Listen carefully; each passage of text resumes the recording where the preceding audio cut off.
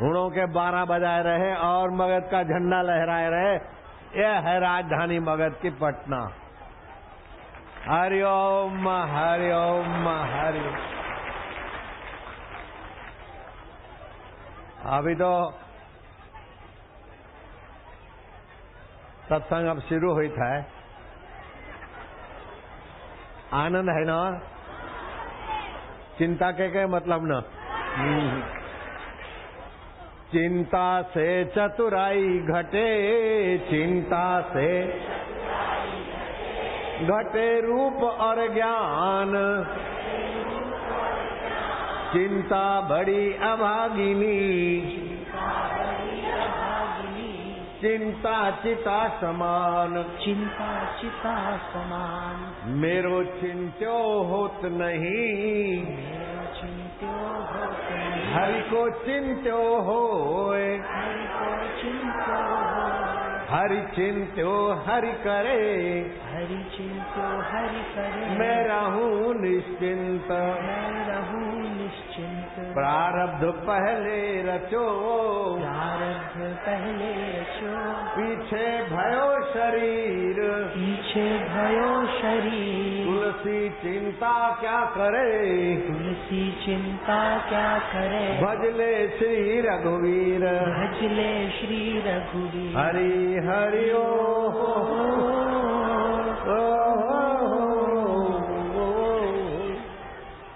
हरि सम जग कछु वस्तु नहीं, हरि सम जग कछु वस्तु नहीं। प्रेम पंथ सम पंथ, प्रेम पंथ सम पंथ। सतगुरु सम सज्जन नहीं, सतगुरु सम सज्जन नहीं। गीता सम नहीं ग्रंथ, गीता सम नहीं ग्रंथ। हरि के समान जगत कोई वस्तु ही नहीं जो नित्य बदलता रहता है और मरता रहता है, बिछड़ता रहता है, बेवफाई करता रहता है। उसी का नाम है शरीर और संसार। और जो कभी बदलता नहीं, कभी बिछड़ता नहीं, कभी मरता नहीं और कभी तुमसे हमसे बेवफाई नहीं करता, उसका नाम है हरि। आए है जो तुम्हारा हमारा कभी बुरा नहीं कर सकता, उसका नाम है हरि। जो तुम्हारा हमारा साथ नहीं छोड़ सकता, उसका नाम है हरि।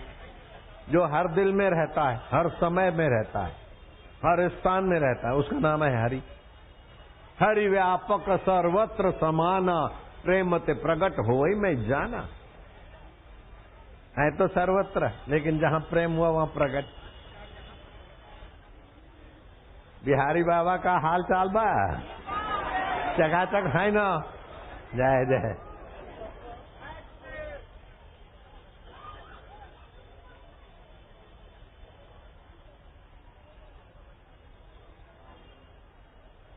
दो तत्व है, एक हरि तत्व है और दूसरा है हरि की अविभाज्य सत्ता माया। एक है माया और एक है मायापति, दो ही है। इसको प्रकृति और पुरुष भी बोलते, शिव पार्वती भी बोलते, राधा कृष्ण भी बोलते, सीताराम भी बोलते, प्रकृति पुरुष भी बोलते। और गहरे में देख, अरे बैठेगा भाई। हरि का थोड़ा सा प्रेम जग जाए, हरि का थोड़ा सा ज्ञान मिल जाए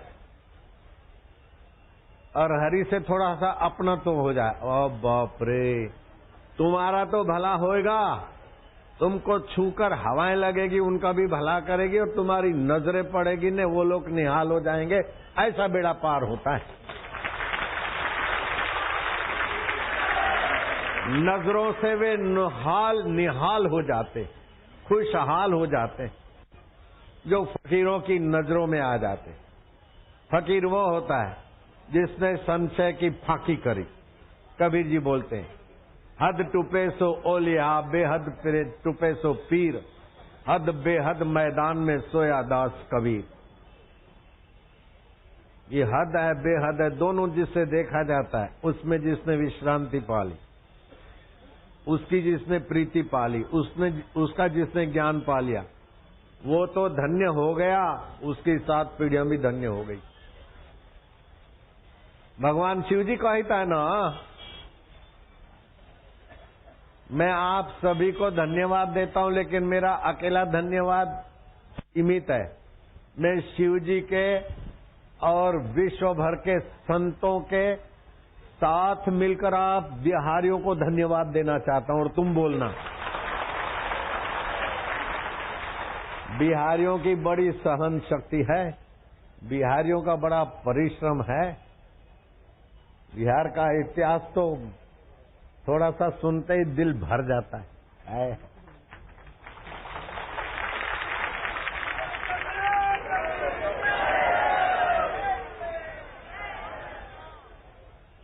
बिहारियों को कहने से गंगा जी चल पड़ती, गंगा जी चल के आ जाती है।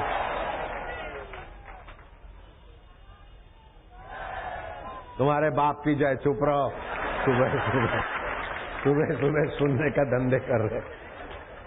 अभी सुनाऊंगा नहीं तो तुम्हारे बाप की जय, तुम्हारे दादा की जय। चुप रहे ना, मजा ही था बाबा, मजा ही था। नारायण हरि हरि ओम हरि।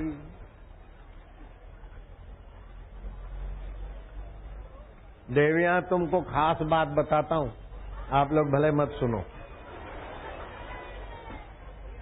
मेरी नानी मर गई थी, शमशान में ले गए थे, लकड़ों पे रखी, इतने में नानी हिली, और भूत भूत, अरे भूत नहीं हो तो जिंदी हो गई। रस्सियां काटी और नानी पैदल चल के घर आई। 39 साल जी मेरी नानी। अगर मैं झूठ बोलूं तो तुम्हारी नानी मरे। 39 साल जी मेरी नानी। भाई लोग अब सुन लेना आप भी। मेरी नानी मर गई और फिर जब जिंदी हुई तो लोगों ने पूछा क्या अनुभव हुआ, क्योंकि मरते समय 4 अनुभव होते हैं सबको।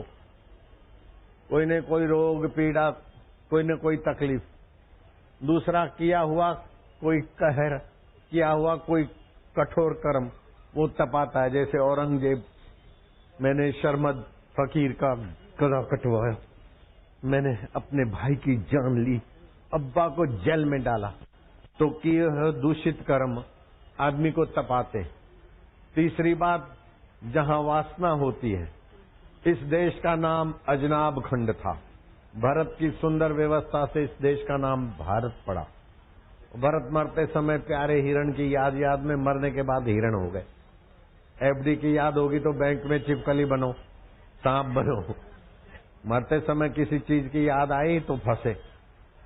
मरते समय उसी प्यारे की याद आए जिससे शरीर जी रहा है, हरि की याद आए, और वो सत्संग से ही संभव है। जो समिति वाले, जो भाई बहन, जो भी सत्संग में सहयोग करते, उनको तो मैं 7-7 पीढ़ियों के, उनकी 7-7 पीढ़ियों को मैं धन्यवाद दूंगा, शिव जी के धन्यवाद में मिलाकर। आप बोलना, धन्या माता पिता धन्यो, धन्या माता पिता धन्यो। शिव जी कहते पार्वती उनकी माताएं धन्य है, पिता धन्य है। किसके?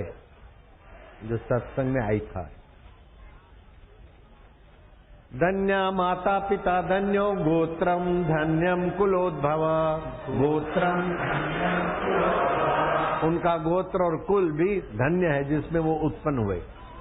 धन्या च वसुधा देवी, धन्या च वसुधा देवी। वो भक्त जिस धरती पर रहते हैं घर में, उनकी भूमि भी धन्य। यत्र स्यात् गुरु भक्त,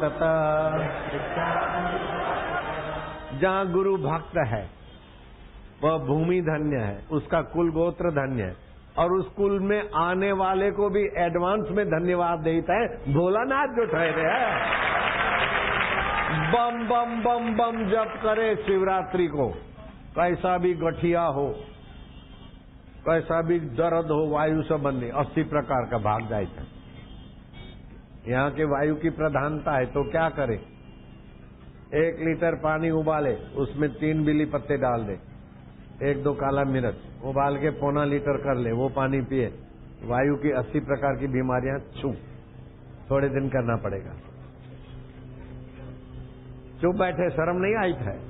वाह प्रभु वाह, हरे हरे हरे हरे बोले का ना, हरे बिहारी वाह वाह।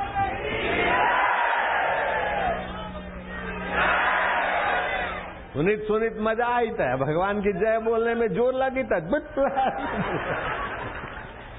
हरि ओम।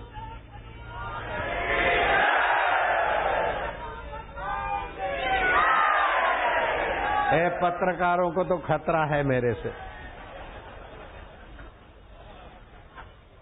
पत्रकार फोटोग्राफरों को मेरे से बड़ा भारी खतरा है।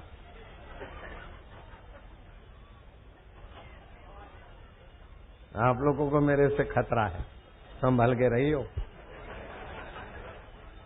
अरे घर बैठे लोगों को सत्संग और संत दर्शन पहुंचाना, ऐसे कर्मयोगियों को कहीं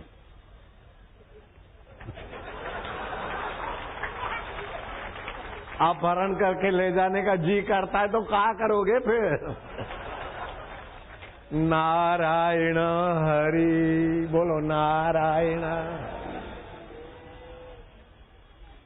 हरि सम जग कछु वस्तु नहीं।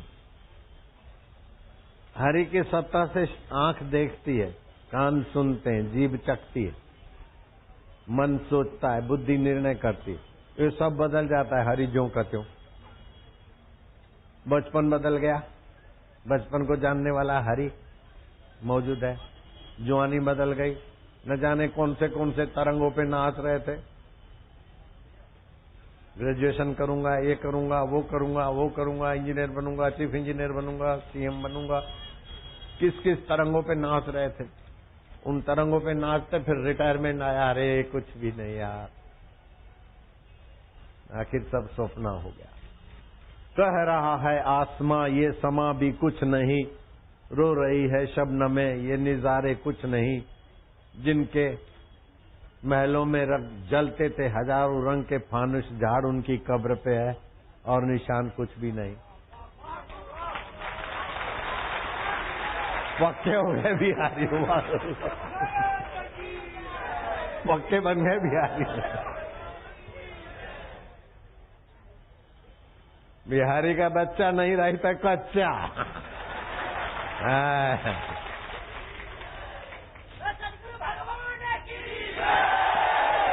अब किसी ने कह दिया, सुनो सुनो, और सुनो ना, किसी ने कह दिया, प्रसिद्ध कोई वक्ता नेता था छोटा मोटा, बोले जहां देखे वो भीख मांगने वाले से पूछा बेटा कहाँ के हो, तो बोले बिहार के। बिहारी भीख मांगते। मैंने उसको ऐसी सुनाई जाहिर में कि बिहारी 5 बजे 4 बजे उठ के मार्केट जाए था, सामान लेते आलू प्याज वाले बेचते हैं, और फिर महाराष्ट्र में गृह मंत्री हो तो हमार चेलवा है। क्या समझत हो तुम? बिहारी भीख मांगित है, हम नाम बताई था कृपा शंकर, हमारा चेलवा बा। बिहारी भीख मांगते हैं, बिट्टू हाथ के बिहारी भीख मांगते हैं। वो प्रसिद्ध नेता था, अब नाम लूंगा तो अच्छा नहीं लगता मेरे को किसी की क्रिटिसाई करना। बिहारी को भिखारियों के साथ जोड़ते हैं। अरे बिहारियों की बात अभी सुनाऊंगा नहीं तो रुआंटे खड़े हो जाएंगे।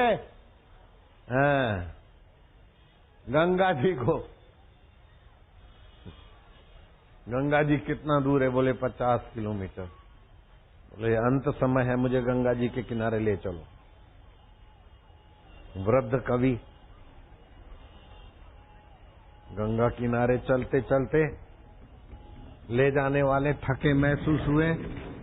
उस बिहार के कवि ने कहा कि भाई अब ठहरो, अब गंगा जी कितना दूर है? बोले आधा आ गए कविराज। बोले आधा आ गए हैं तो अब आधा गंगा जी आएगी, हम काहे को जाते?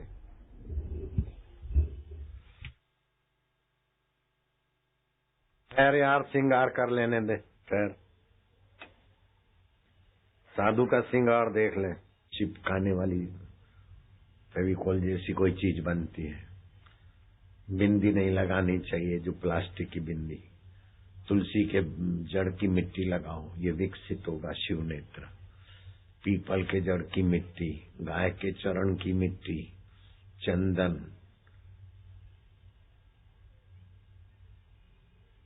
कंकु, नहीं तो पानी से ही रगड़ दो बस। ये प्लास्टिक की बिंदियों से विकास रुक जाता है सूझबूझ का। ईश्वरीय ओरा इस केंद्र से आती।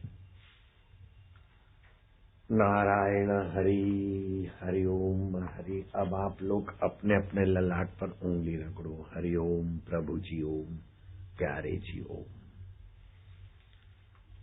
बस पहली उंगली अंगूठे से मिला दो, 3 उंगली घुटनों पर।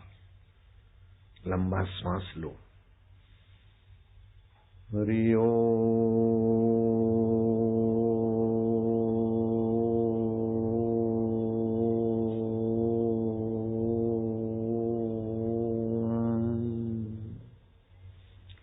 ओमकार स्वरूप ईश्वर को भ्रू मध्य में देखने से बुद्धि में विलक्षण लक्षण प्रकट हो जाएंगे। त्वरित निर्णय, सूझबूझ सहित का निर्णय। और ज्यों-ज्यों ओमकार की साधना भ्रू मध्य में तीव्र होगी, त्यों-त्यों आपके द्वारा महान कार्य और महान निर्णय हो जाएंगे। कवि विद्यापति जी अंत समय में पूछने लगे कि भाई गंगा जी कितनी दूर है। विद्यापति जी के प्रेमियों ने कहा कि यहां से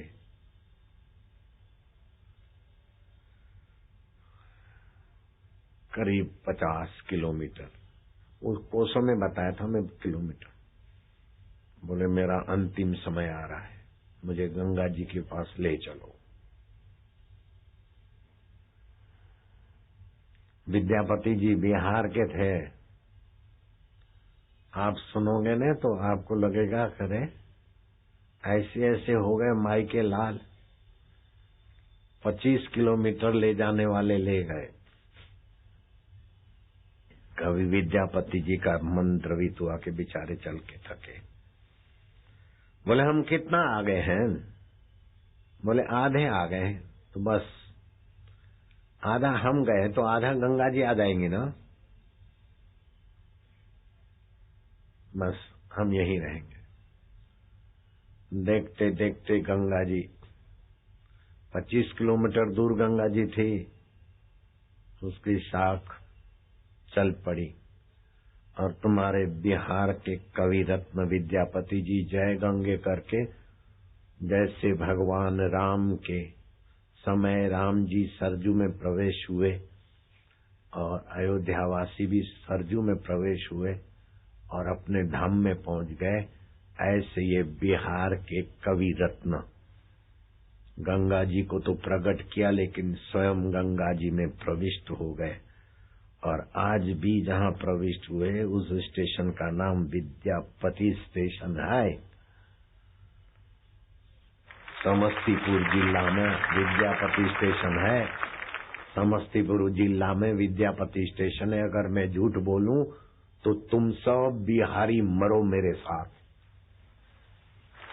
काहे मरेंगे बिहारी? झूठ बोलूंगा तब ना। अपने प्यारों की झूठी कसम काहे खाए थे हम? अगर कोई नेता बोले अगर मैं झूठ बोलूं तो तुम सब मरो तो लोग क्या कर देंगे? ऐसे ही विचारों के लिए जूते उछालते। और कसम खा ले अगर मैं झूठ बोलूं तो तुम सब मरो तो हल्ला गुल्ला हो जाए। मैं तो खूब प्रेम से कसम खाता हूं क्योंकि मेरे सत्संगियों को भरोसा है कि बापूजी अपने प्यारों की झूठी कसम क्यों खाएंगे? मरे तुम्हारा पाप, मरे तुम्हारा अभिमान, मरे तुम्हारी नासमझी, मरे तुम्हारा अहंकार। तुम जुग जुग जिए का, हरिरस पिए का भैया। हरि ओम ओम ओम ओम ओम ओम ओम, प्रभु जी ओम, प्यारे जी ओम, मेरे जी ओम, आत्मदेवा ओम ओम ओम ओम, बिहार के भगवान ओम ओम ओम।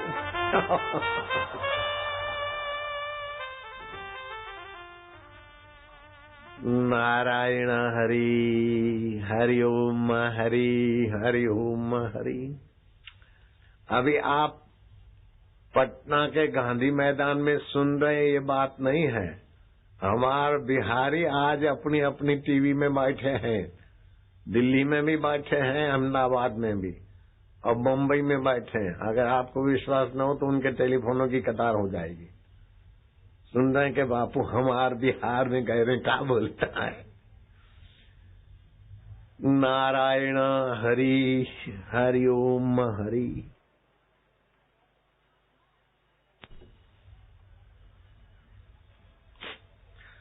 ये लाइव टेलीकास्ट हो रहा है। 167 देश के लोग बिहार के पटना मैदान, गांधी मैदान के सत्संग को निहार रहे हैं।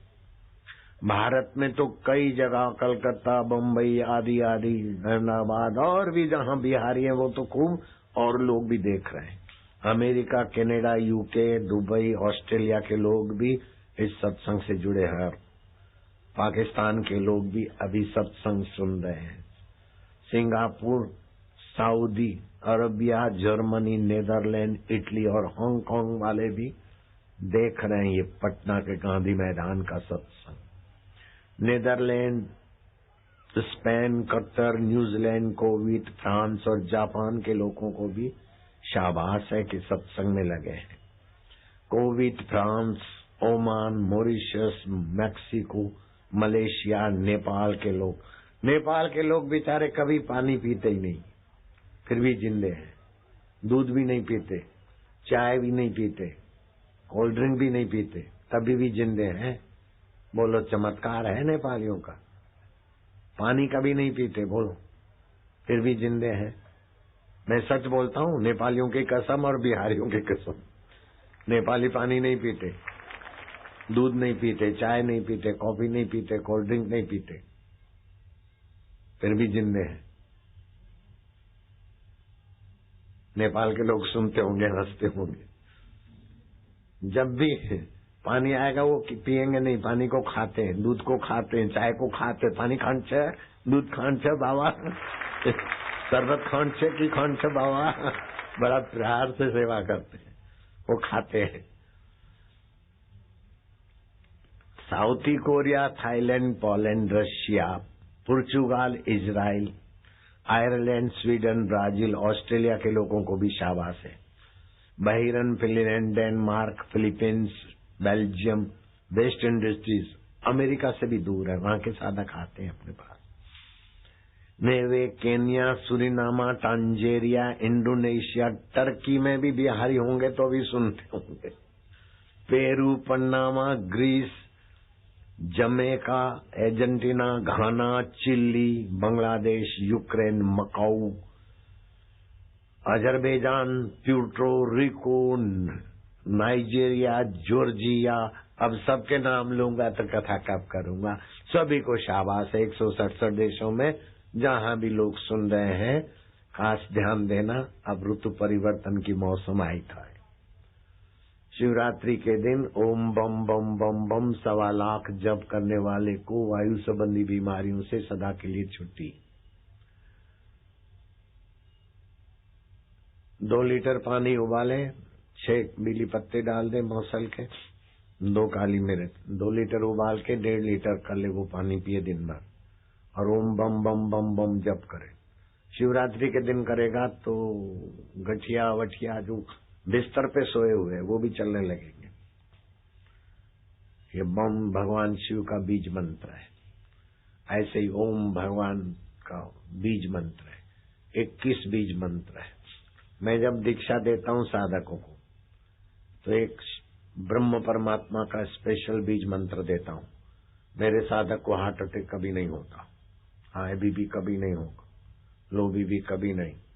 पति पत्नी के झगड़े हैं तो 10 माला जप करे, झगड़े गायब कुछ दिनों में। लीवर खराब है तो 26 लाख रुपए लेते डॉक्टर, कुटुंबी की लीवर काट के फिट करते, अथवा बंदर की लीवर। बंदर मरता है, कुटुंबी बेचारा रोता रहे, और 26 लाख। फिर भी विलास राय देशमुख जैसों का ऑपरेशन सफल नहीं हुआ, वो बेचारे भगवान को प्यारे हो गए, मुख्यमंत्री महाराष्ट्र के, बाद में केंद्र मंत्री थे।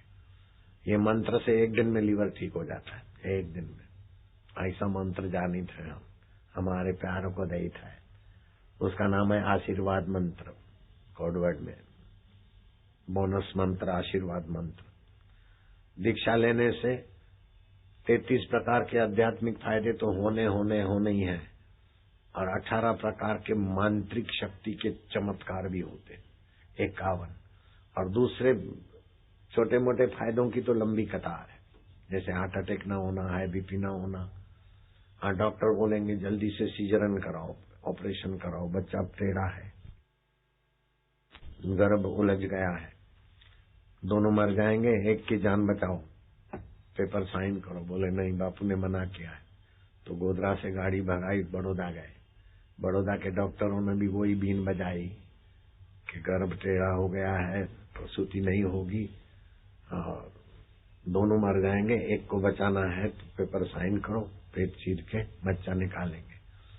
या तो बच्चा जिंदा रहेगा या तो माँ, और जो जिंदे रहेंगे दिमागी कमजोर रहेंगे। फिर गाड़ी भागी और अहमदाबाद पहुंची। अहमदाबाद के बड़े बड़े डॉक्टरों की कॉन्फ्रेंस हुई। बोले केस बहुत very danger, very very danger. वो भाई सूझ गई है, अप्पू जैसी हो गई, गर्भ टेढ़ा हो गया, पेट चीर के बालक को निकलवाओ। बालक जिंदा रह सकता है या तो माँ, और जो रहेगा दिमागी मेंटली रिटायर होगा। समाचार मेरे तक पहुंचे, मैं सत्संग में था, सत्संग के बाद समाचार पहुंचे, क्योंकि वो रेवाचंद गोधरा की समिति में था। तो समिति वालों की जरा सुन लेते हैं। मेरे को बोला कि ऐसा ऐसा है। मैं क्या, नहीं ऑपरेशन नहीं करेंगे, गाय के गोबर का रस दे दो 10 ग्राम, भगवान नाम जप के, अपने आप प्रसूति होती, न बच्चा मरेगा न मां मरेगी, बोल देना। फिर फोन आया कि डॉक्टर फलाने, डॉक्टर सुमन शाह, डॉक्टर हाथी साहब ने कह दिया कि बिना ऑपरेशन के बच्चे का जन्म नहीं होगा। हाथी साहब ने कहा। मैं क्या, हाथी साहब कहे चाहे घोड़ा साहब कहे चाहे गधा साहब कहे, ऑपरेशन नहीं होगा। मेरे भक्त थे, उन्होंने नहीं करवाया, गाय के गोबर का रस दिया, आराम से प्रसूति हुई। और वो लड़की अभी 10वीं पढ़ रही है। उसकी बहन जन्मी, वो भी 7वीं पढ़ रही। तीसरा भाई हुआ, वो भी अभी केजी में नर्सरी में पढ़ रहा है। अगर किसी को इस बात को चेक करना हो तो वो परिवार यहाँ दिखा भी सकते। गोधरा का नाम तो सुना है, अगर मैं झूठ बोलूं तो तुम वही करो, लेकिन जल्दीबाजी नहीं करना। तो माताओं को खबर मिल गई, डॉक्टर कितना भी डराए, गाय के गोबर का, देसी गाय के गोबर का रस दे दो, प्रसूति आराम से होती है। अगर गाय के गोबर का रस नहीं मिलता है तो ओम झंबला झंबला झंबला जप करे, प्रसूता आराम से प्रसूति होगी। बोले बच्चा कमजोर है, उसकी किडनी खराब है, उसकी एक आंख नहीं है, उसका लीवर खराब है, ऐसे ऐसे डराते। अच्छे डॉक्टरों को धन्यवाद देता हूं, लेकिन जो हराम का लूट मार करते हैं ना, उनको तो मैं जरा थोड़ा टाइट रखता हूं। अगर बच्चा कमजोर है, माँ कमजोर है, चंद्रमा के किरणों में नाभि खुली करके बनने वाली माँ बच्चे को पुष्ट कर सकती है। नारियल और मिश्री चबा के खाए, बच्चा भी पुष्ट, माँ भी पुष्ट। लेकिन अष्टमी को नारियल खाने से बुद्धि मंद करता है। जो कमजोर है अथवा जो कमजोर होने वाले हैं बुढ़ापे में, ध्यान से सुनना। आप देसी गाय के दूध का महत्व नहीं समझते। देसी गाय के दूध की बड़ी भारी महिमा है। सूर्य में 1000 प्रकार के किरण हैं, उनके 3 विभाग कर लो। एक तो ताप देते, दूसरा पोषण करते और तीसरे गो किरण। ताप और पोषण वालों का तो हम लोग फायदा लेते हैं। गो किरण का फायदा, सूर्य केतु नाड़ी जिस प्राणी में है उसी प्राणी को गो किरण का फायदा मिलता है। तो सूर्य केतु नाड़ी जिस प्राणी में, उसी को गो बोला, गाय बोला, गो किरण पीती है। अभी विज्ञानी हैरान है कि देसी गाय के दूध में सुवर्ण क्षार पाए गए, उसके मट्ठे में, उसके मूत्र में, उसके गोबर में 84 लाख जीव हैं। किसी भी राजा महाराजा साधु पंडित ब्राह्मण, पवित्र राजा हो ब्राह्मण हो, फिर भी उसका मल मूत्र डबल सिंगल पवित्र नहीं माना है हमारे बुजुर्गों ने और शास्त्रों ने। लेकिन गाय का डबल सिंगल मरते समय भी लेपा करके मृतक व्यक्ति की सदगति के लिए यज्ञ को भी गौमूत्र और गोबर से लिपते। क्यों? है तो गाय का वो एक ही बेकी, फिर भी पवित्र माना जाता है। कैसी खोज है भारत के ऋषियों की, भारत के अवतारों की। गो किरण परम पवित्र है, चाहे डबल के द्वारा सिंगल के द्वारा।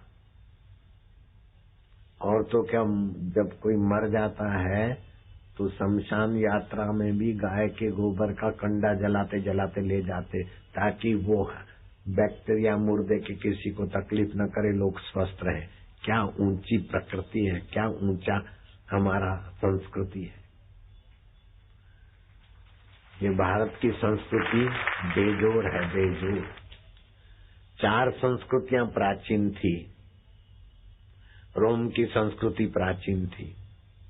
रोम में 600 साल तक कोई हकीम, डॉक्टर, ऑपरेशन, अंग्रेजी दवाई क्या देसी दवाई की जरूरत नहीं पड़ती थी। ऐसा रोम संस्कृति थी। सूर्य के किरणों से पुष्ट हो जाते थे। अलग अलग बोतलों में पानी रखते और वो पानी रोग मिटा देता था। 600 साल तक रोम में कोई डॉक्टर वैद्य की जरूरत नहीं पड़ी। यूनान की संस्कृति प्राचीन थी, मिस्र की संस्कृति प्राचीन और भारत की प्राचीन। उन 3 संस्कृतियों को तो धर्मांतरण वालों ने अजायब घर में धकेल दिया, किनारे लगा दिया। एक भारत की संस्कृति है जो अभी तक टक्करें झेल रही है और गांधी मैदान में भी चम चम चमक रही है और दुनिया के 167 देशों में अपनी सुवास फैला रही है। ये भारत की संस्कृति है। अब तक मगर है बाकी, सब मिट गए जहां से। अब तक मगर है बाकी, नामो निशा हमारा। कुछ बात है कि हस्ती मिटती नहीं हमारी, सदियों रहा है दुश्मने दौरे जहां हमारा। प्रयागराज का नाम इलाहाबाद रख दिया, अयोध्या का नाम फैजाबाद रख दिया, हरिद्वार का नाम बदमाशों ने हरिद्वार रख दिया। लेकिन कोई हरिद्वार आज तक गया नहीं, हरिद्वार ही जाते हैं। लक्ष्मणपुर का नाम लखनऊ हो गया, कोई बात नहीं। ये पाटलिपुत्र नगर था, इसके भी कई नाम बदले, लेकिन अब देवी के नाम से पटना नाम भी सार्थक है। नारायण हरि हरिओम हरि हरिओम हरि। मैं आपके जीवन में 3 बातें देखना चाहता हूं। परमात्मा सत्य है, परमात्मा चेतन है, परमात्मा आनंद स्वरूप है। ये भगवतीय सिद्धांत है।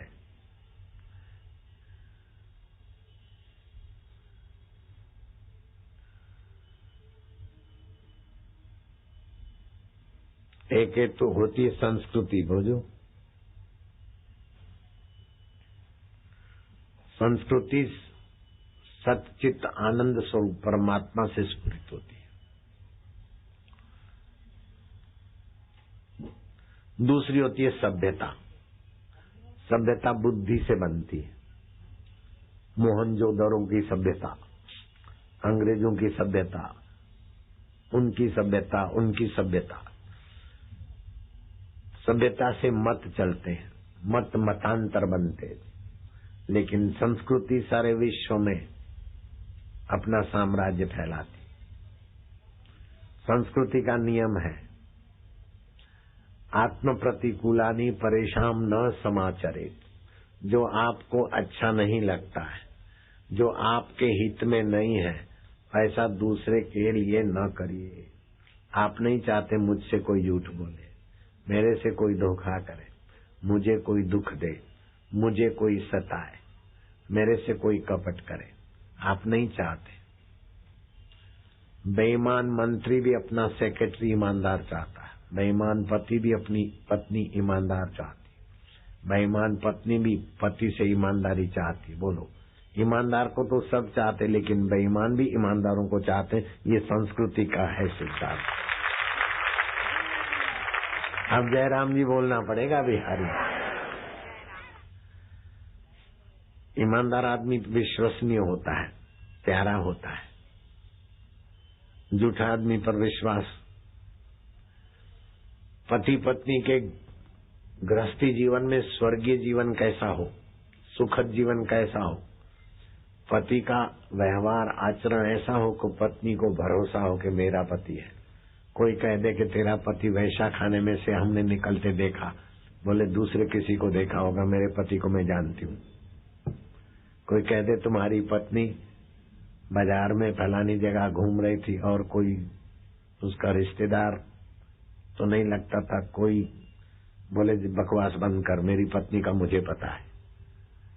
पति को भरोसा होना चाहिए।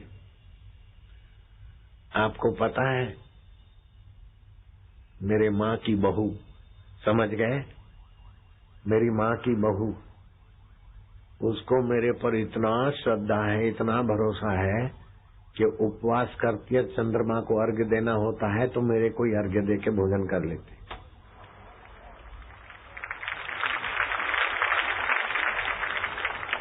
और मेरे को उस बुढ़िया पर इतना भरोसा है। मैं तो 75 का जवान हूँ और वो 68-65 साल की बुढ़िया है, समझ गए। वो चलने फिरने से बेजार हो गई थी। आयुर्वेदिक इलाज करते करते, दूसरा इलाज करते करते थक गई। अब समाचार आया कि वो तो जाएगी, अब तो मर जाने की दशा हो गई है। मैंने मेरे सेवक को बोला इंटरकॉम जोड़ दे। मैं क्या हाल चाल है, तो जैसे बीमार आदमी कहराता है। मैं क्या कल से वो वैद्य बदल गई, तब से तुमको थोड़ा आराम है, ये मैंने सुना है। बोले हाँ थोड़ा आराम है। मैं क्या, देखो आप भी ऐसा करना। हाँ, ये आप, मैं अपनी प्राइवेट बात बता रहा हूँ भाई, एकदम प्राइवेट है कि नहीं है। मैं क्या कल से दवाई और ये वैद्य बदली है तो थोड़ा आराम है। बोले हाँ थोड़ा आराम है। तो मैं क्या बोलना, आराम है, है। बोले मैं क्या, मुझे बहुत अच्छा लगता है, फिर से बोल। बोले मैं तुम खुश होती हो ना तो मुझे बड़ा आनंद आता है। तो वो तो लग पड़ी, तो ठीक हो रही है। बोले बुढ़िया अब तो मायके घूमने चली, मुंबई घूमने गई, हरिद्वार गई, अभी यहाँ बुलाओ तो यहाँ हाजिर हो जाएगी, ऐसी चलती फिरती हो गई। खुशी जैसी खुराक नहीं। अपना शुभ संकल्प हो गया, उसका संकल्प मिल गया। ऐसे मेरी माँ 86 साल की हो गई, लीवर खत्म, किडनी खत्म, 2 मन के घिस गए, नींद नहीं आती, भूख नहीं लगती, लीवर खून को शुद्ध करती वो खत्म हो गई, तो खून जहरी बन गया। माँ 24 घंटे के अंदर कभी भी जा सकती है, 24 घंटे हद हो गई। मैं गया, मेरे वैद्य को भेजा, सब इतना मुंह लेके आया। बोले नाड़ी विपरीत चाल है, नाड़ी विपरीत चल रही, मतलब जाने वाली नाड़ी है।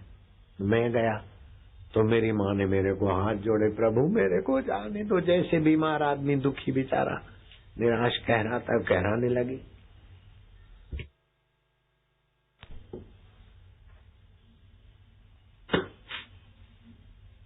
मुझे जाने दो प्रभु। मैंने तो उसी की गोद में खेला, उसी की सेवा से मैं पनपा हूं, उसी का दूध पिया, लेकिन वो मेरे को बेटा नहीं मानती थी, गुरु मानती थी।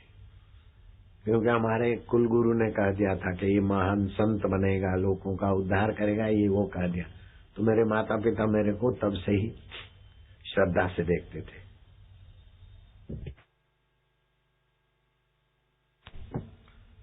तो बाबा जी बना तो और श्रद्धा में चांद चार लंगे मेरी माँ को। तो मेरी माँ बोलती प्रभु जाने दो। मैंने उसकी श्रद्धा का फायदा उठाया, सदुपयोग किया। श्रद्धा तो बड़ा ऊंचा साधन है, लेकिन श्रद्धा को किसी श्रद्धालु को ठगना बड़ा भारी पाप है। श्रद्धा का सदुपयोग करना भारी पुण्य है और श्रद्धा का दुरुपयोग करना बड़ा भारी पाप है।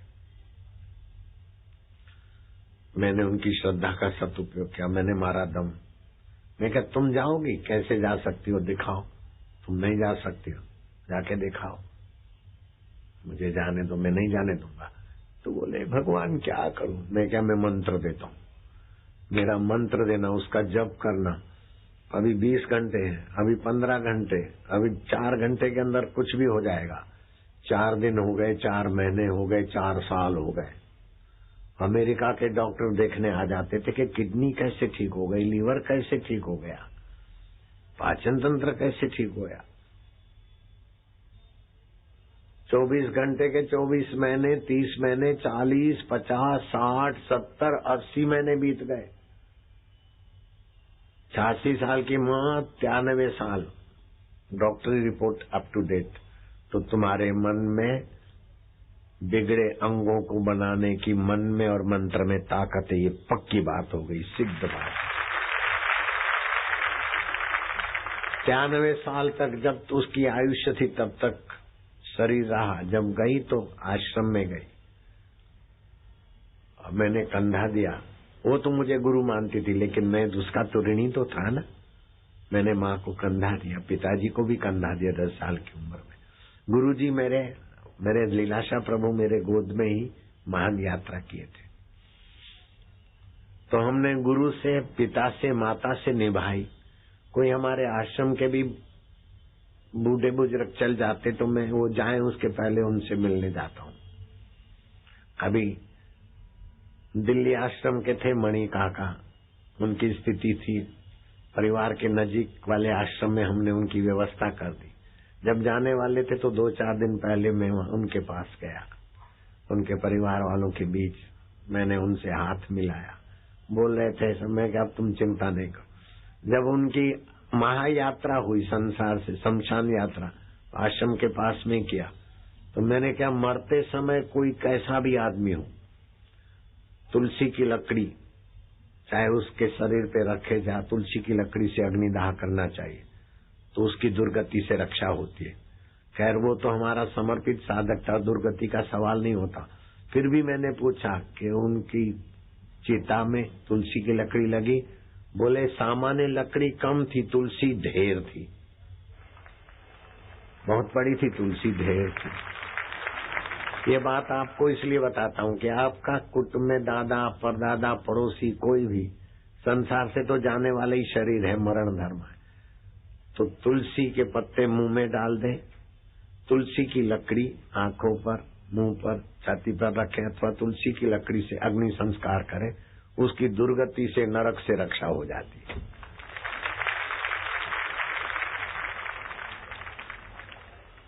जब शमशान में हम हड्डियां चुन के आते हैं तो गंगा जी में ही हम अथवा नर्मदा जी में हड्डियां डालने से उसकी दुर्गति से रक्षा होती है। लेकिन गंगा अथवा नर्मदा 167 देशों में तो नहीं है, तो उनके लिए शास्त्रों में से बात खोजी मैंने कि आंवले के रस में उनकी हड्डियां डुबा दे, फिर अपने अपने देश की किसी भी नदी में तुम डाल सकते हो। हमारे शास्त्रों ने कितनी ऊंची ऊंची खोज की। आंवला दुर्गति से रक्षा करता है। अमल का एकादशी पाप नाशिनी होती है। जिनके टाल के बाल निकल जाते हैं तो शैम्पू और साबु का कहर है। बोले आयुर्वेदिक शैम्पू, अरे कुछ भी हो, सिर को शैम्पू साबु से बचाओ। वैसे तो पूरे शरीर को साबु से बचाओ। साबु में 1% भी फायदा नहीं है। मैल काटता 1% फायदा मान ले तो केमिकल का, रोमकूप में हानि करने का उतना ही नुकसान है। मैं तुमको बताता हूँ सप्तधान स्नान, उससे नहाओगे न तो आप आनंदित रहोगे। साबु में 1% भी फायदा नहीं, उससे 100% फायदा। मैं बोलता हूँ आप जीभ तालू में लगा दो तो याद रह जाएगा आपको। मेरा सेवक बोलेगा, आप खाली मन में बोलना। सप्तधान उपटन का मैं तुमको लिखवा देता हूँ हृदय में। गेहूं, मन में बोलो गेहूं। चावल, चावल। जौ तिल, जौ तिल। चना मूंग उड़द, चना मूंग उड़द। गेहूं चावल जौ तिल, गेहूं चावल जौ तिल। चना मूंग उड़द, चना मूंग उड़द। गेहूं चावल जौ तिल, गेहूं चावल जौ तिल। चना मूंग उड़द। चना मूंग उड़द।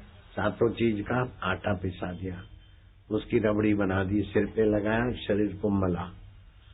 वो साबुन नहाने वाला शैम्पू बेम्पू तो 150-200 रुपए किलो होता है, ये तो 25 रुपए किलो पड़ेगा और केमिकल से बचाव होगा और बड़ा पुण्यदायी स्नान है। और जिसमें जौ तिल पड़ता है वो पाप नाशक स्नान होता है। और दिन नहीं तो पर्व के दिन जौ तिल का थोड़ा चूरा पड़ा रहे, अंजलि भर के शरीर को रगड़ के फिर ना हो, पाप नाशक होता है। गोझरण मिल जाए तो घर में पोता करो गोझरण का, अथवा खड़ा नमक मिल जाए, 2 रुपए किलो मिलता है खड़ा नमक, उसका पोता कर लिया घर में, घर के झगड़े शांत हो जाए, निगेटिव एनर्जी चली जाएगी, सकारात्मक विचार होने लगेंगे। जिसके घर में झगड़े हों तो घर का मुखिया एक लोटा पानी रख दे पलंग के नीचे, तुलसी में, बड़ में, पीपल में, अथवा किसी जगह डाले जहां से किसी का पैर न पड़े तो अच्छा है। हर हफ्ते में एक बार खड़े नमक का पोता घर में कर ले और घर के लोग रसोई घर में मिलकर भगवान का कीर्तन करके भोजन करें, घर के झगड़े भाग जाएंगे, बरकत आएगी। ये तो छोटी बात है। बड़ी बात है कि तुम्हारे जीवन में सोई हुई भगवान की सत्ता, भगवान की चेतनता और भगवान का आनंद प्रकट करो। बड़े बड़े विज्ञानियों से पूछो कि आदमी अपराध कब करता है? जब नीरस होता है। पान मसाला कब खाए? जब नीरसता है तो रस जाता है। चैनल कब बदलता है? नीरस होता है तब। दारू कब पीता है? नीरस होता है तो। पर स्त्री या पर पुरुष कब? जब नीरसता होती है। क्योंकि जीव रस चाहता है, रस। तो भगवान में से ये जीवात्मा उत्पन्न हुआ है। जो जहां से उत्पन्न होता है उधर ही को भागता है। जैसे कोई भी अग्नि है तो उसका उद्गम स्थान सूर्य है। अग्नि कहीं भी जलाओ तो ऊपर को ही उठेगी। चाहे मेणबत्ती को उल्टा करो तो भी लौ ऊपर को जाएगी। माचिस की तीली कोई उल्टा दो, लौ ऊपर जाएगी। ऐसे ही पानी चाहे कहीं भी हो, लेकिन समुद्र से नीचे से आए तो पानी नीचे के तरफ जाएगा। ऐसे जीवात्मा कहाँ से आया है? जीवात्मा जैसे हर तरंग पानी में से आए, ऐसे सभी जीवात्मा परमात्मा से स्फुरित हुए। तो परमात्मा है सत्य, परमात्मा है चेतन और परमात्मा है आनंद, सुख। सत्य है तो मरना आपको पसंद नहीं है। बीमार से बीमार व्यक्ति भी जीना चाहता है, सदा रहना चाहता है। कुछ हुआ, ये क्या हुआ, कौन आया, जानना चाहता है। ये चेतन का स्वभाव है। और सुख चाहता है। तो आप मरने से डरो नहीं, दूसरों को डराओ नहीं, भगवान की भक्ति हो जाएगी। आप अज्ञानी बनो नहीं, दूसरों का अज्ञान मूर्ख बनाओ नहीं। ये भगवान का चिद अंश है। आप दुखी रहो नहीं और दूसरों के लिए दुख का निमित्त बनो नहीं। ये सच्चिदानंद का रास्ता है। तो अब मैंने ऐसी ऐसी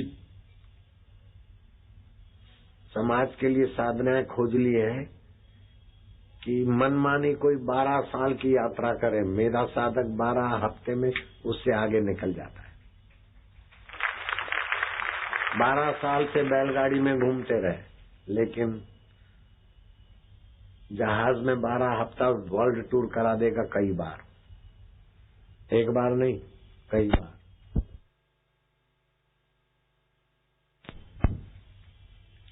इसे शास्त्र में बोलते हैं विहंग मार्ग, उड़ान।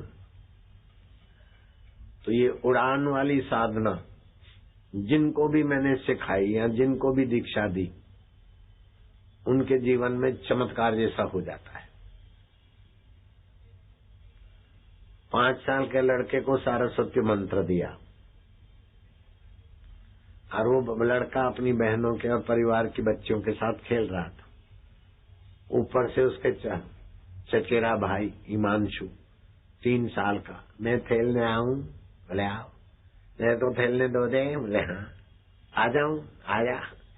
आ जाऊं? आजा। वहीं से जंप मारा ऊपर की मंजिल से। अब जंप मारे तो क्या हालत होती है। तो 5 साल का लड़का उसको मारुति वैन में डाल के जीवानंद मॉल हॉस्पिटल दिल्ली में एडमिट करा दिया। बच्चे की जान बचा दी। 5 साल का लड़का। अभी दिख जाएगा क्या? 5 मिनट के बाद दिख जाएगा वो कार चलाता हुआ। प्रयागराज में मेरा सत्संग था। एक भैंस चराने वाला लड़का आके बैठ गया। अब मैंने सत्संग के अंदर सारस्वती मंत्र और दीक्षा की मंत्र की बात कही। हम पैसे रुपया पैसा तो लेना नहीं है। जिसको मंत्र दीक्षा लेना है तो माला ले आना, अपना आसन ले आना, क्योंकि जब करोगे तो ऊर्जा पैदा होगी और बिना आसन के बैठोगे तो ऊर्जा धरती में चली जाएगी, अर्थिंग मिल जाएगा। इसलिए गर्म आसन, प्लास्टिक, कंबल आदि कुछ भी गर्म कपड़ा ले आना, माला ले आना, भगवान शिव की गीता ले आना, दिव्य प्रेरणा पुस्तक ले आना। दीक्षा ली। वो भैंस चराने वाला इतना गरीब था, उसका नाम क्षितिज सोनी। इतना गरीब था कि घर में कोई बर्तन नहीं कि भैंस चराने जाए तो पानी ले जाने के लिए मोबिल ऑयल के डब्बे में पानी ले जाता था। और इतना गरीब बेचारा कि 2.5 रुपए की टायर की चप्पल मिलती थी, वो फट जाती तो चप्पल खरीदने के पैसे नहीं, 8-8 दिन नंगे पैर जाता। मंत्र मिला, 12वीं में 60% आ गए। फिर आगे की खुली विद्या। अभी गोएर में चीफ इंजीनियर है, इलाहाबाद का भैंस चराने वाला।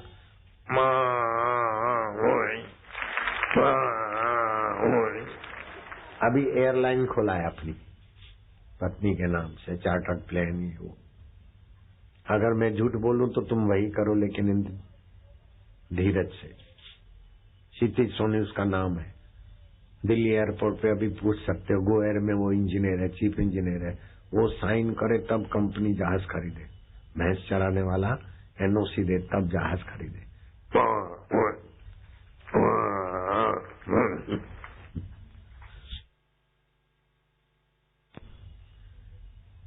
दिल्ली में जनकपुरी है। पिताजी मर गए, छोरा स्कूल ठीक से जावे नहीं, मार्क आवे नहीं। स्कूल वालों ने कहा ये तो नाम बदनाम करेगा, हमारी स्कूल का नपास होता है 50%, 40% इसमें। वो मेरे पास ले आया, मैंने मंत्र दिया। अभी नोकिया कंपनी में वही लड़का ग्लोबल प्रोडक्ट मैनेजर है, 47 लाख रुपया मिलता है। अगर मैं झूठ बोलूं तो तुम मरो बस। ये तो कुछ भी नहीं है। अरविंद ले ले, उसकी पत्नी मेरे में बड़ी श्रद्धा थी, उसको 3.25 करोड़ रुपया मिलता था अरब कंट्री में। अब कुछ ऐसा बीमार हुआ कि वो गए, फोन आ गया, पत्नी आई मेरे पास रोती हुई, मेरे सुहाग के गए, वो जो भी कुछ कहना। अभी कोमा में है, डॉक्टर बोलते ही है। मैं क्या उसके कान पे फोन रखवा दे? बोले बापू कोमा में है। मैं क्या बात नहीं काटते? तुम्हारा जो भी हो वहां का उनका मदद वाला, उनके कान पे मोबाइल फोन रखवा दो। रख दिया। मैं क्या है अरविंद है, ले ले, आशाराम बापू बोल रहा हूँ। मैं आशाराम बापू बोल रहा हूँ। आशाराम बापू बोल रहा हूँ। आशाराम बापू बोल रहा हूँ, ले ले, उठो। ओम ओम बोले, ओम ओम। मैं क्या उठो, खड़े हो जाओ। बोले ओम ओम। उठ के खड़ा हो गया, यहाँ आ गया दिल्ली।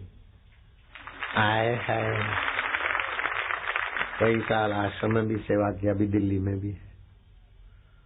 भगवान के नाम में बड़ी शक्ति, और ओमकार मंत्र तो महाराज शक्तियों का पुंज है।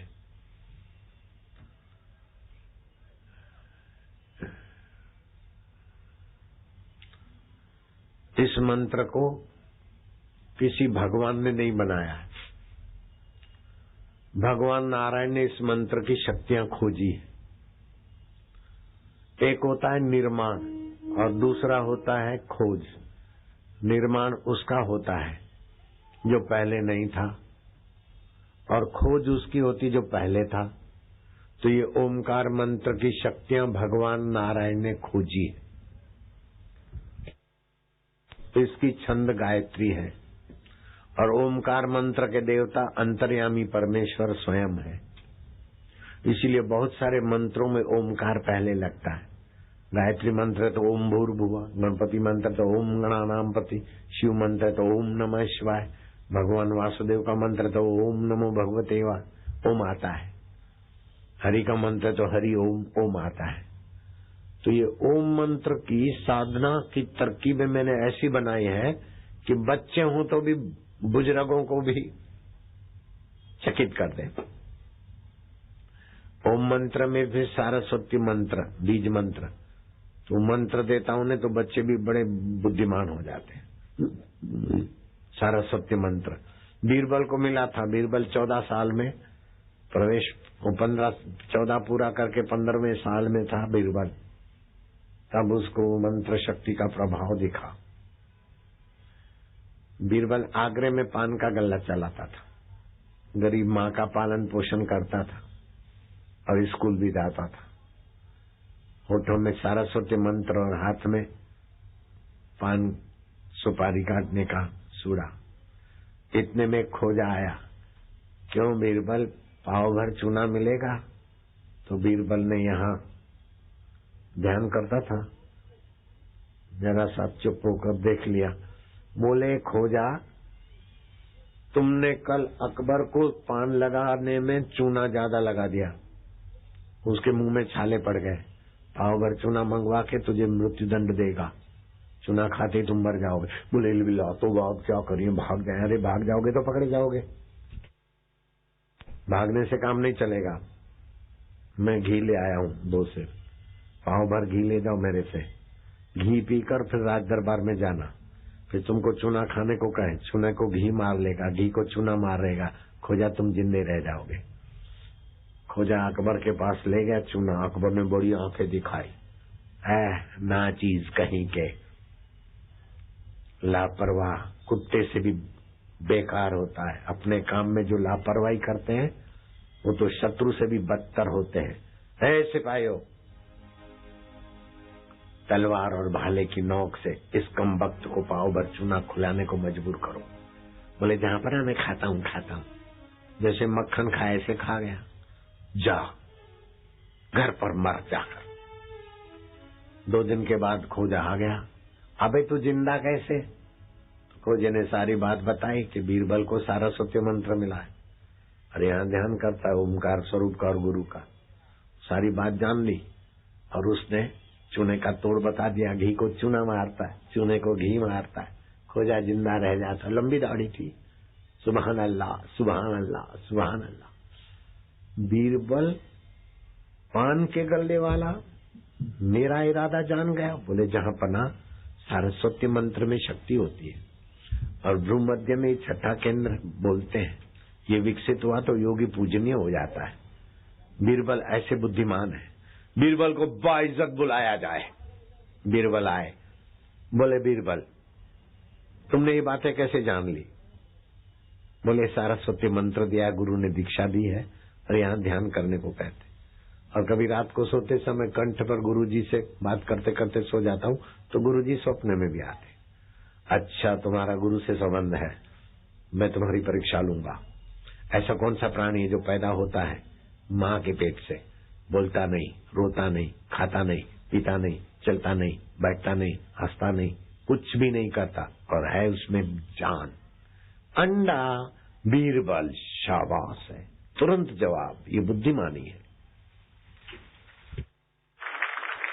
दूसरा सवाल, ऐसा कौन सा प्राणी है नींद तो करता है लेकिन आंखें खुली रखता है और जिधर सा आता है बाप उधर ही को चलता है? बोले मछली। शाबाश से दिले जानी। एक गहरा सवाल बीरबल, ऐसा कौन सा पुरुष है जो 360 कदम चलता है फिर वहीं से शुरू करता है, 12-12 करवटें लेता है फिर वहीं से, 3-3 अटकेलियां करता है फिर वहीं से, 6-6 बार रौनक दिखाता फिर वहीं से, वो काल चक्र 360 दिन 12 महीने, सर्दी गर्मी बारिश और 6 ऋतुएं। चिरंजीवी भवराजन बीरबल, तुम मेरे मंत्री बनोगे? 20-22 साल के तो लगते हो। नहीं जहांपना, गुरुजी ने बताया था अगर कद बढ़ाना हो तो 3 बीली पत्ते 1 काली मिर्च घोट के बच्चे को पिला दो, बच्चा कदावर होगा। मेरी माँ ने वही किया है। और जहांपना, अब बीरबल की कथा में सभी माओं के समस्या का समाधान हो गया, सब ठिंगनों का लंबा होना। कैसी कथा है? कथा तो बीरबल की है, लेकिन बिहार के ठिंगने बच्चों की जिंदगी परिवर्तन हो जाएगी। 18 साल के पहले के बच्चे का ठिंगनापन मिटाना है तो 3 बीली पत्ते 1 काली मिर्च थोड़े दिन घोट के पिला दो, अपने आप लंबे होते। चुप बैठे हो, चुप। अब क्या हुआ कि बीरबल अपनी कुशलता से राजा अकबर का तो मार्गदर्शन करता था और मंत्रियों को भी नचाता था, लेकिन मंत्रियों को अंदर जेलसी होती थी कि ये काफर का बच्चा 15 साल का छोरा हम पर राज्य कर रहा है। बीरबल जब 19 साल के हुए न हुए तो सबने ऐसी भयंकर साजिश की कि अकबर जिस पर फिदा थे उस बेगम के भाई को उन्होंने भिड़ा दिया। बोले कुछ भी कर, इस काफर को हटा। तेरी बहन बेगम साहिबा को बोलो कि अकबर को कहे, अरे ये हटेगा तो इसके पद पर तुम्हारी नियुक्ति करेंगे और फिर तुमको जो भी नहीं आएगा तो हम बैठे। ये ऊंचा पद है, मुख्यमंत्री का पद। सभी मंत्रियों में मुख्य बना बैठा है। कल का छोरा तुम बनोगे। वो अपनी बहन के खून पी गया और बहन अकबर का खून पी गई। बीरबलिया को हटाओ। बोले उसका कोई कसूर तो हो, और पक्के गुरु का चेला है, सरस्वती मंत्र लिया है और हिंदू समाज में बगावत हो सकती है, लेकिन फिर भी उसकी कोई गलती तो बता। रोज बोलती हटाओ, उसका क्या दोष है? दिन बीते, सप्ताह बीते, महीनों की कतारें बीती। एक दिन बेगम को युक्ति सूझी। खटिया उल्टा करके अपने जेवर बेवर फेंक के बाल खोल के रूठ के बैठ गई। अकबर ने कहा क्या बात है? बोले मैं रूठ गई हूँ। बीरबलिया को बोलो, बेगम को समझा बजा के राज दरबार में ले आओ।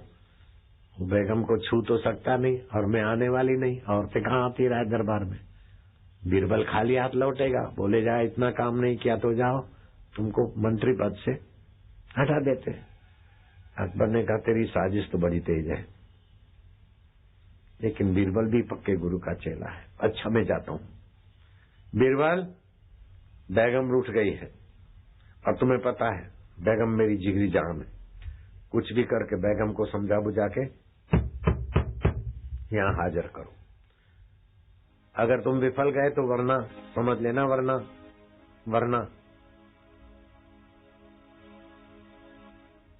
एक माई ने शादी कर दी लड़की ने, उसका पति भी मेरे कपड़े तैयार रखना वरना, नाश्ता तैयार रखना वरना,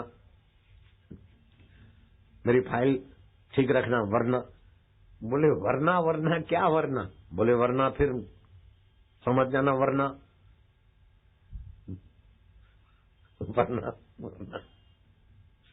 वरना मैं नाराज हो सकता हूँ।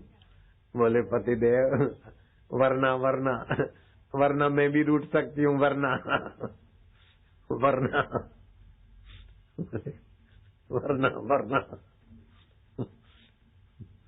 फिर मुझे मनाना भी आपके लिए भारी पड़ जाएगा, वरना मैं मायके चली जाऊंगी, वरना। और आजकल तो 498 है, वरना झूठा केस कर दूंगी तो वरना तुम्हारी बहन और तुम्हारी माँ भी वरना कोर्ट के चक्कर खाओगे, वरना फिर बोले निर्दोष छूट जाओ, वरना लेकिन समाज से बहिष्कृत हो जाओगे, वरना।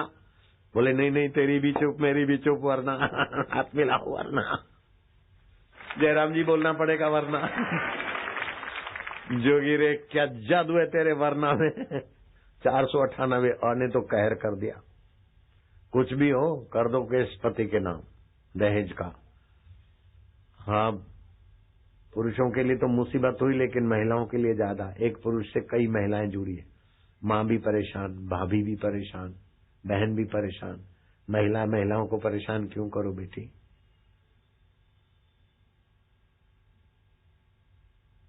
पांच बच्चे मार दिए, अश्वत्थामा को पकड़ के ले आए कि तू तेरा शोक, इसकी मुंडी काट देते हैं, उस पर स्नान करके अपना शोक मिटा, या तो इसको अश्वत्थामा को जिंदा गाड़ देते, उस पर स्नान करके अपना शोक मिटा।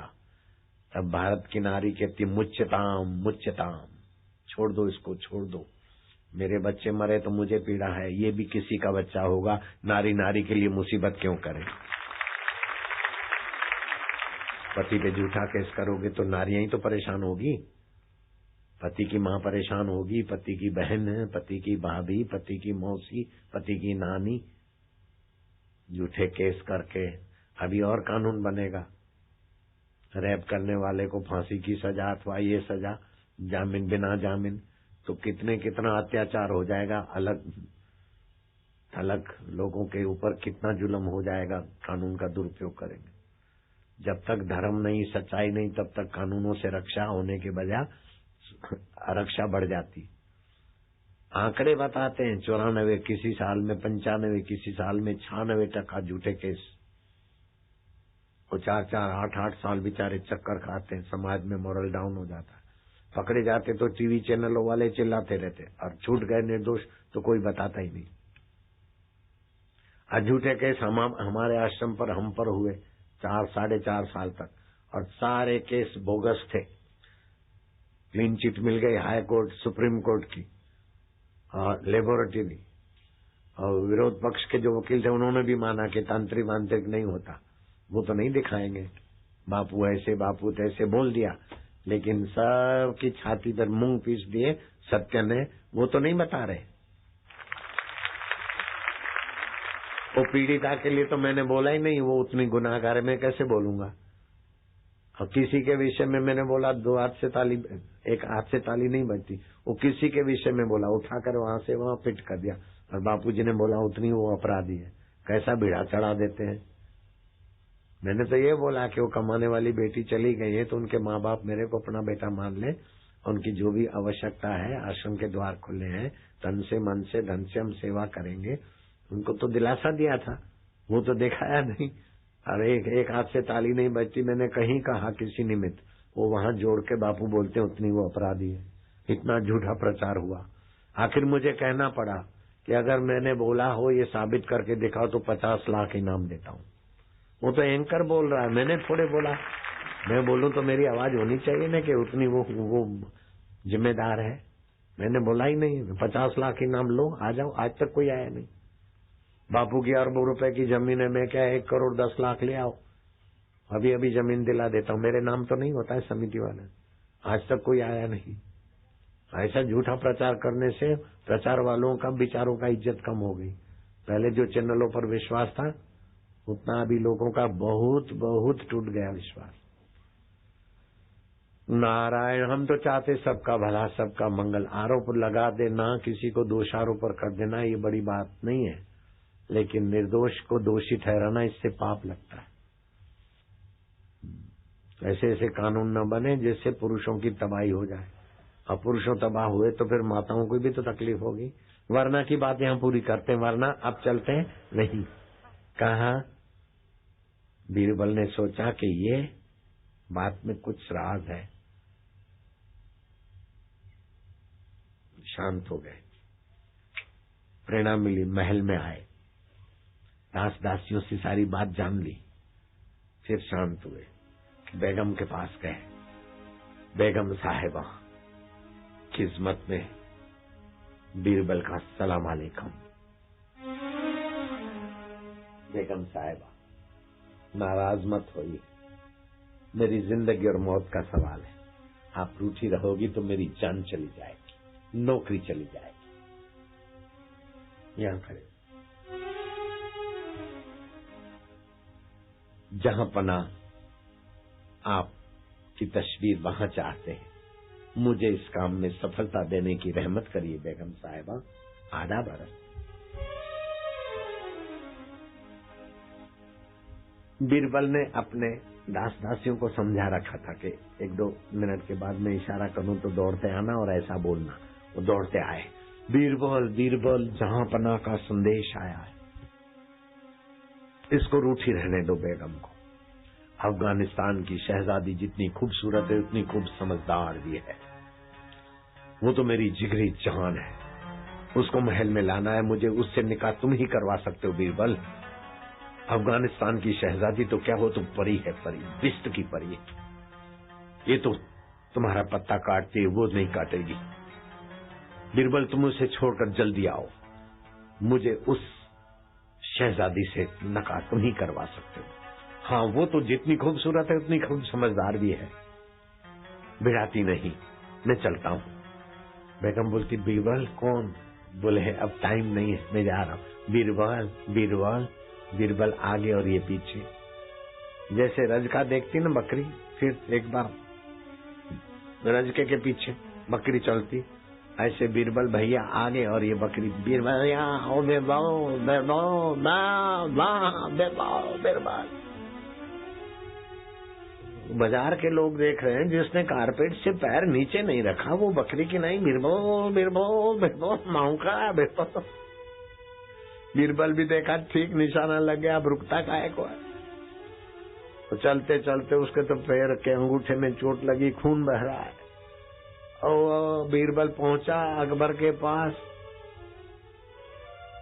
तो देखा वो आ रही है। अरे तू इधर कैसे? अफगानिस्तान की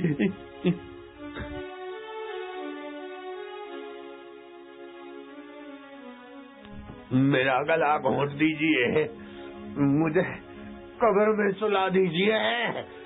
अरे रानी क्या कर रही है? क्या तमाशा मचाया है? तूने तो कहा मैं नहीं आऊंगी, इधर क्यों आ गई? अफगानिस्तान की शहजादी वो आएगी तो मेरे को कोई पूछेगा नहीं, मैं तो मेरी। अरे क्या कर रही तू? आई क्यों? बोले वो अफगानिस्तान की। बोले बीरबल क्या बात है? बोले बात कुछ भी हो, लाके खड़ी कर दी ना। सारस्वती मंत्र लेने से बुद्धि में भगवान का प्रकाश आ जाता है, एक तांता आ जाती। हेलीकॉप्टर गिरा तब क्या हुआ? किसी बाहर के देवी देवता या सरकार को थोड़ी बुलाया था, बाहर के भगवान को थोड़ी बुलाया था। उसी समय हेलीकॉप्टर गिर रहा है और भीड़ के बीच परखच्चे उड़ गए, किसी को चोट नहीं लगी। पुर्जे पुर्जे उड़े, किसी को चोट नहीं लगी, और हम ज्यों के त्यों। ये आपको मैं वैसी तरकीबें सिखाना चाहता हूँ। अरे महाराज, बिहार तो पहले से ही कवि विद्यापति। 25 किलोमीटर तुम चल के आए हो, तुम थके हो। अब 25 किलोमीटर हम चल के गए तो माँ भी 25 आ जाएगी। देखो माँ आती, गंगा जी बहने लगी, और कवि विद्यापति जैसे राम जी सरजू में समा गए, ऐसे बिहार के कवि विद्यापति गंगा जी में समा गए। वो जहाँ समा गए वहां का स्टेशन विद्यापति के नाम से, वो स्टेशन समस्तीपुर में, समस्तीपुर जिले में। अगर ये जानते तो हाथ ऊपर करो। कितने गवाह दे दिए, मान लेना कि कितनी शक्ति है तुम्हारे अंतरात्मा में। हरिओम हरिओम हरिओम। अब 3 बजे दूसरा सत्संग होने वाला है ना, 3:30 बजे। मैं आपको एक छोटा सा प्रयोग सिखा देता हूं। क्या करोगे? रात को सोते समय आपकी नींद योग निद्रा में बदल जाए, और सुबह काम काज करते समय आपका कर्म योग हो जाए। कोई 12 साल से मनमानी भक्ति करे, उसे शाबाश है, धन्यवाद है, भले करे, लेकिन तुम 12 हफ्ता ये करो तो उससे आगे निकल जाओगे।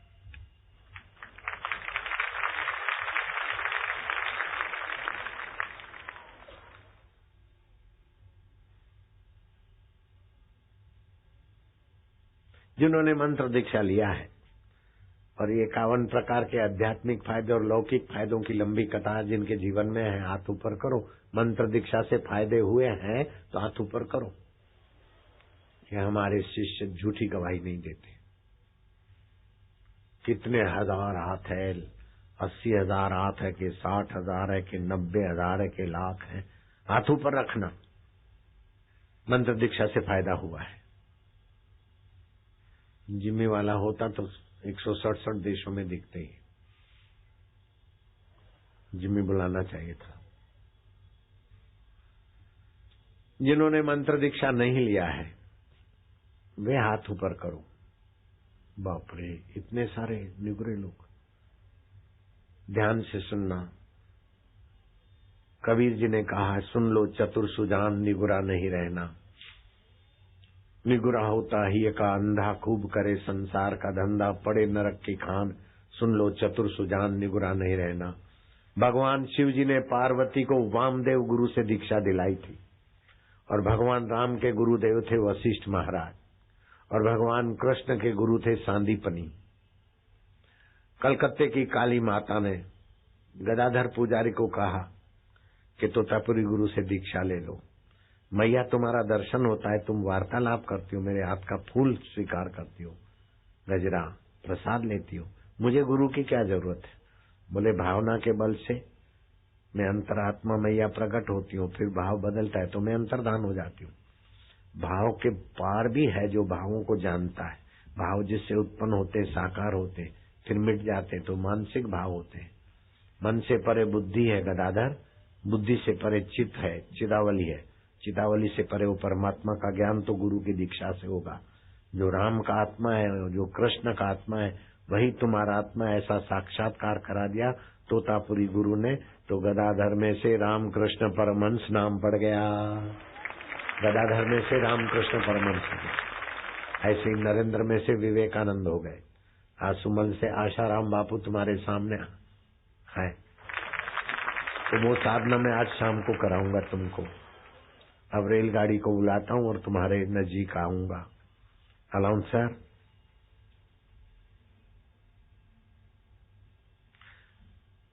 अब आपको बैठे बैठे 3 पुस्तक या 4 पुस्तक सेवाधारी देंगे। भक्ति में 4 चांद लग जाए, वो प्रयोग आज सिखाऊंगा पक्का। चलो अलाउंसर।